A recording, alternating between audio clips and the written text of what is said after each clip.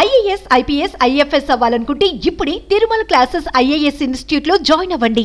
నా చెల్లెలకు ఎన్నికల్లో డిపాజిట్లు కూడా రావంటూ షర్మిలపై సీఎం జగన్ సంచలన కామెంట్స్ చేశారు. ఆంధ్రప్రదేశ్లో అసెంబ్లీ, లోక్సభ ఎన్నికల ప్రచారం వేడి ఉధృతమైంది. ప్రధాన ప్రతిపక్షాలు ఎన్నికల సంగ్రామంలో చావో రేవో తేల్చుకోనున్నాయి. మే 13వ తేదీన పోలింగ్. రాష్ట్రంలోని 175 అసెంబ్లీ, 25 లోక్సభ నియోజకవర్గాలకు ఒకే రోజున పోలింగ్ ప్రక్రియ పూర్తవుతుంది. జూన్ 4వ తేదీన ఓట్లను లెక్కిస్తారు. పోలింగ్ గడువు దగ్గర పడుతుండటంతో అన్ని పార్టీలు కూడా జనంలోకి చొచ్చుకెళ్తున్నాయి. ఇంటింటి ప్రచారం చేపట్టాయి.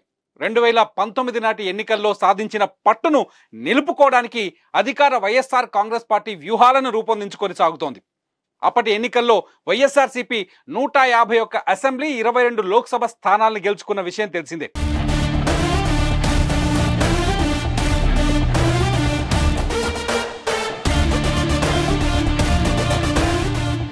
వైనాట్ 175/25 అనే నినాదంతో ప్రచార కార్యక్రమాలను చేపట్టింది.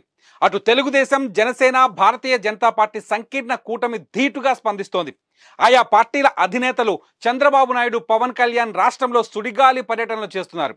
ఏపీలో తనకు పోటీగా రాజకీయాలు చేసేలా తెలంగాణ ముఖ్యమంత్రి రేవంత్ రెడ్డి సైతం వైఎస్ షర్మిలను ప్రభావితం చేశారని జగన్ అంటున్నారు.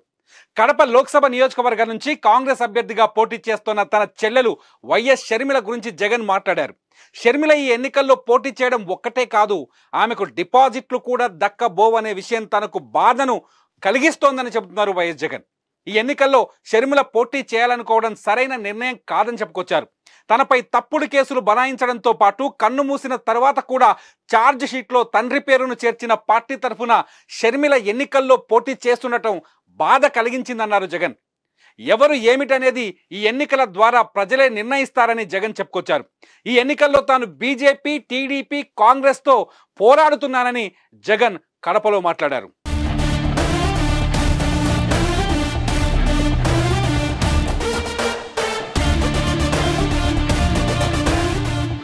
సుమన్ టీవీలో మీ పర్సనల్ అండ్ బిజినెస్ ప్రమోషన్స్ కోసం కింది నెంబర్కి కాంటాక్ట్ చేయండి.